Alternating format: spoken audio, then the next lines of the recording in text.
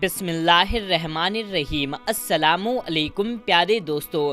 انسانوں کی پیدائش سے ہزاروں سال پہلے کا زمانہ، جب آسمانوں میں خدا کی ایک مقرب اور چہیتے بندے کی صورت عام تھی، فرشتوں کو درس دینے والے استاد جسے اللہ نے بلند مقام بخشا تھا، لیکن ایسا کیا ہوا کہ اس نے خدا سے بغاوت کر دی اور دربار الہی سے دھتکار دیا گیا۔ حضرت آدم علیہ السلام کی پیدائش سے پہلے آسمانوں پر دو قسم کی مخلوق رہتی تھی، ایک نوری اور دوسری ناری۔ نوری مخلوق نور سے پیدا کیے گئے تھے، جسے ملائکہ یا فرشتے کہا جاتا ہے۔ یہ دن رات اللہ تعالیٰ کی عبادت میں مصروف رہا کرتے تھے، اور ان کے یہاں نہ عورتیں ہوتی اور نہ ہی ان کی نسل چلتی تھی۔ دوسری مخلوق ناری یعنی جنات تھے، جو آگ سے پیدا کیے گئے تھے۔ ان کے یہاں عورتیں بھی ہوتی تھی اور ان کی نسل بھی خوب پھیلتی تھی۔ خدا نے انہیں اپنی حمد و ثنا کرنے کے لیے بنایا تھا۔ یہ سب اللہ کے آسمانی لشکر تھے۔ وہ اس مقصد کے لیے بنائے گئے تھے تاکہ اپنے خالق اور مالک کو جانے، اس سے شادمان ہو، ہمیشہ تک اس کی خدمت اور عبادت کرے۔ ایک مسلمان کے ایمان کا بالغیب کا تقاضا ہے کہ وہ ان تمام مخلوقات کے بارے میں جو کچھ قرآن پاک اور حدیث سے ثابت ہے، اس پر بنا کسی کمی و بیسی اور شک کے ایمان لائے۔ انہی مخلوقات میں سے ایک معزز ہستی عزازیل تھا۔ عزازیل کا مطلب ہے خدا کا عزیز۔ اسے اللہ تعالیٰ نے دہکتے ہوئے آگ کے شعلے سے پیدا کیا تھا۔ حضرت آدم علیہ السلام کی پیدائش سے 144,000 سال پہلے سمو جن کی پیدائش ہوئی تھی، اور یہ عزازیل جنات کا باب اعظم تھا۔ سمو جن کو زمین پر بھیج دیا گیا، جہاں 300 سال گزرنے کے بعد زمین پر اسے اپنی نسل کی جن مخالف ملی، جس سے اس نے شادی کر لی، اور وقت گزرنے کے ساتھ کی زیادہ تعداد میں اس کی اولادیں پیدا ہوئیں۔ ابتدائی میں یہ تو قوم جنات اللہ کی فرما بردار اور اطاعت گزار تھی، لیکن بہت جلد یہ سرکش اور نافرمان ہو گئے۔ جب ان کی بد عملیوں کو حد پار ہو گئی تو کثیر تعداد میں جنات نے موت کا ذائقہ چکھا اور وہ مر گئے۔ اس دوران جو نیک جنات تھے وہ باقی بچ گئے اور ان کی نسل آگے بڑھی۔ انہی جناتوں میں سے ایک مشہور جنات جن چلیپا تھا۔ چلیپا کا چہرہ ببر شیر جیسا تھا۔ چلیپا نہایت بہادر تھا۔ اس کی بیوی کا نام تبلیف تھا، جس کا چہرہ بھیڑیے کے مانند تھا۔ وہ اپنے شوہر کی طرح دلیر اور طاقتور جن تھی۔ اس کی تمام قوم پر اس نے اپنی دھاک بیٹھا رکھی تھی، اور قوم کا بچہ بچہ چلیپا کا احترام کیا کرتا تھا۔ ان کے یہاں ایک بچے کی پیدائش ہوئی جس کا نام عزازیل تھا۔ عزازیل میں اپنے ماں اور باپ دونوں کی خصوصیات شامل تھی، یعنی کہ وہ نہایت ہی سرکش، مکار اور بہادر طاقتور تھا۔ روایت کے مطابق قوم جنات کو دنیا میں بسایا گیا۔ یہ حضرت آدم علیہ السلام کی پیدائش سے 50,000 سال پہلے کا زمانہ تھا۔ بہت جلد یہ جنات سرکش ہو گئے اور خدا کے نافرمان بن گئے۔ جب جھگڑے اور فساد سے زمین لرزا اٹھی تو آسمان سے فرشتوں کو حکم دیا گیا کہ جاؤ اور ان سرکش جناتوں کو مار پھینکو۔ لہٰذا اس کائنات میں پہلی خونی ریز جنگ ہوئی، جس میں عزازیل کے ماں باپ یعنی چلیپا اور تبلیف نے بڑی بہادری سے جنگ کی، لیکن فرشتے ان پر غالب آ گئے۔ فرشتوں کا وار ان جناتوں پر اس طرح پڑتا تھا کہ وہ است کھا کر زمین پر گر پڑے۔ اس جنگ کے دوران عزازیل کے ماں باپ مارے گئے اور قوم جنات کے سرکش جنوں کو قیدی بنا لیا گیا۔ ان قیدیوں میں شہزادہ عزازیل بھی شامل تھا۔ فرشتے جب اسے بارگاہ الہی میں لائے تو ان کو حکم ہوا کہ عزازیل کی بہترین تربیت کرو۔ چنانچہ فرشتے نے عزازیل کی تربیت بہترین انداز سے کی۔ اس طرح وہ بہت جلد اللہ کا مکرم ترین بندہ بن گیا۔ ایک وقت ایسا آیا کہ عزازیل اللہ کا سب سے چہیتا، عبادت گزار، ریاضت کرنے والا اور جاہد بندہ تھا، جس میں اس کا کوئی شانی نہ تھا۔ حکمت اور دانشوری میں میں بھی اسے کمال حاصل تھا۔ عزازیل اپنی عبادت اور ریادت کی وجہ سے اس درجے تک پہنچ چکا تھا کہ اسے فرشتوں کا موکل مقرر کر دیا گیا۔ آسمان والے اسے عابد کہہ کر پکارنے لگے۔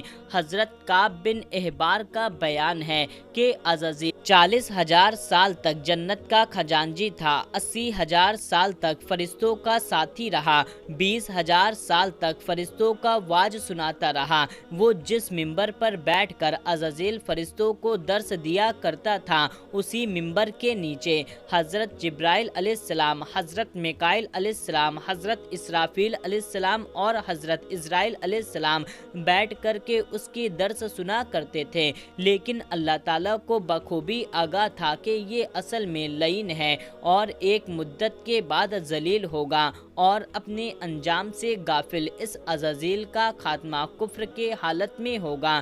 لہٰذا ایک روز عزازیل نے لوح محفوظ پر دیکھا، ایک عبارت تحریر کی گئی تھی جس کے الفاظ یہ تھے: میں اللہ کی پناہ مانگتا ہوں شیطان مردود سے۔ اس عبارت کو پڑھتے ہی عزازیل غالباً 2000 سال تک روتا رہا اور بارگاہ الہی میں حاضر ہو کر دریافت کرنے لگا: اے رب العالمین، یہ شیطان رجیم کون ہوگا جس سے پناہ مانگی جائے گی؟ اللہ تعالیٰ نے عرض کیا: ہمارا ایک بندہ جسے ہر نعمت سے سرفراز کیا جائے گا، مگر ایک حکم نہ ماننے کی وجہ سے وہ مردود ہو جائے گا۔ عزازیل نے خواہش کی کہ میں اس ملعون کو دیکھنا چاہتا ہوں جس پر اللہ تعالیٰ کی جانب سے عرض کیا گیا کہ تو جلد اسے دیکھے گا۔ عزازیل ہر لمحے اسی کے بارے میں سوچ کر کے غمگین رہتا، آخر وہ ملعون کون ہوگا جو خدا کا حکم ماننے سے انکار کرنے کی جرات کرے گا؟ اس خوف میں وہ مزید عبادت اور توبہ میں مشغول رہنے لگا، یہاں تک کہ ہزاروں سال بیت گئے۔ جب ایک روز عزازیل کو معلوم ہوا کہ اللہ تعالیٰ ایک نئی مخلوق پیدا فرما رہا ہے جس کے لیے دنیا کے ہر کونے سے مٹی لائی گئی ہے، اللہ تبارک و تعالیٰ نے حضرت آدم علیہ السلام کے پتلے کو اپنے دست قدرت سے پیدا فرمایا اور یہ بغیر روح 40 سال تک اسی حالت میں پڑے رہیں۔ فرشتے جب اس کے پاس سے گزرتے تو گھبرا جاتے، ان میں سب سے زیادہ گھبرانے والا ابلیس تھا۔ یہ اس کے پاس سے گزرتا تو اسے مارتا، جس کی وجہ سے اس پتلے کے جسم سے ایسی آواز نکلتی جیسے کھنکھناتی مٹی کے ٹھیکرے سے نکلتی ہے۔ اور پھر وہ دن بھی آ گیا جب رب العالمین نے فرشتوں سے فرمایا کہ میں زمین پر اپنا ایک نائب بنانے لگا ہوں جو زمین پر میرے احکام کو نافذ کرائے گا۔ فرشتوں نے عرض کیا: اے پاک پروردگار، یہ زمین پر فساد برپا کریں گے اور یہ آپس میں خون ریزی بھی کریں گے، جبکہ ہم تو دن رات آپ کی تسبیح کرتے ہیں اور آپ کی پاکی بیان کرتے ہیں۔ اللہ تعالیٰ نے فرمایا: جو کچھ میں جانتا ہوں تم نہیں جانتے۔ پھر اللہ تعالیٰ نے حضرت آدم علیہ السلام کو تمام چیزوں کے نام سکھا دیے اور انہیں فرشتوں کے سامنے پیش کیا اور فرمایا: تم سچے ہو تو مجھے ان کے نام بتاؤ۔ انہوں نے کہا: تو پاک ہے، ہم تو صرف اتنا ہی جانتے ہیں جتنا تو نے ہمیں بتایا ہے، بے شک تو بڑا علم و حکمت والا ہے۔ پھر اللہ تعالیٰ نے آدم علیہ السلام کو ان چیزوں کے نام بتا دیے۔ پھر حضرت آدم علیہ السلام نے انہیں نام بتا دیا تو فرمایا: کیا میں نے تمہیں نہیں کہا تھا میں آسمان اور زمین کی چھپی ہوئی چیز جانتا ہوں، اور جو تم ظاہر کرتے ہو اور جو تم چھپاتے ہو؟ پھر فرشتوں کو حکم دیا گیا کہ آدم کو سجدہ کرو، لہٰذا انہوں نے سجدہ کیا، مگر عزازیل نے سجدہ کرنے سے انکار کر دیا۔ اللہ تعالیٰ نے فرمایا: تجھے سجدہ کرنے سے کس چیز نے منع کیا جبکہ میں نے تجھے حکم دیا ہے؟ وہ کہنے لگا: میں اس سے بہتر ہوں، تو نے مجھے آگ سے بنایا ہے اور اسے مٹی سے بنایا، میں ایسا نہیں کروں گا۔ اس انسان کو سجدہ میں ہرگز نہیں کروں گا جسے تو نے سڑے ہوئے کھنکھناتے ہوئے غار سے پیدا کیا ہے۔ اللہ تعالیٰ نے فرمایا: اب تو یہاں سے جا نکل، کیونکہ تو مردود ہو چکا ہے اور قیامت تک تجھ پر میری پھٹکار ہے۔ عزازیل نے کہا، اے میرے رب، مجھے روز محشر تک کی مہلت دے دے۔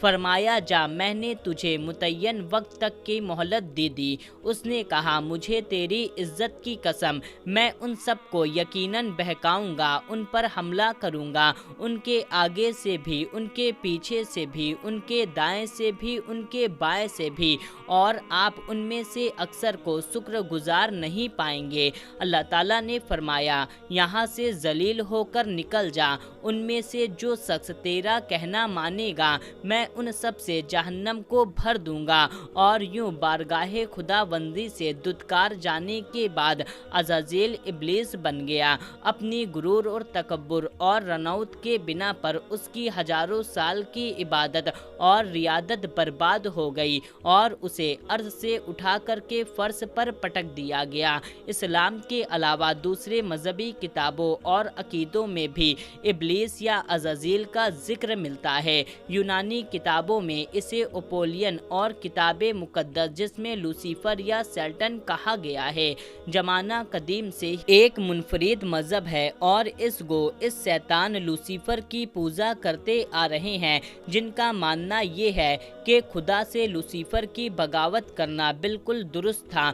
وہ عزازیل کو ایک عظیم قوت قرار دے کر کے خدا کے مخالف میں کھڑا کرتے ہیں اور شیطان کی عبادت کرتے ہیں۔ اس مذہب کے ماننے والوں کو سیٹنسٹ کہا جاتا ہے۔ روایت کے مطابق ابلیس کی موت کا وقت اسرافیل سے پہلے اور دوسرے سور پھونکنے کے درمیان کا وقت ہے، جب اسے دی گئی مہلت پوری ہو چکی ہوگی اور وہ جلیل و خوار ہو جائے گا۔ قرآن مجید کے مطابق روز حشر خدا کے فیصلے کے بعد ابلیس اپنے پیروکار سے اعلان برات کرتے ہوئے کہے گا کہ تم اپنے گناہوں کے خود ذمہ دار ہو۔ وہ کہے گا کہ خدا نے تمہیں سچا وعدہ دیا تھا اور میں نے تمہیں جو وعدہ دیا تھا میں اس کی مخالفت کرتا ہوں۔ مجھے تم پر کسی کا کوئی تسلط حاصل نہیں تھا سوائے اس کے کہ میں نے تمہیں بلایا اور تم میری پکار پر لبیک کہا۔ بس مجھے ملامت نہ کرو، اپنے آپ کو ملامت کرو۔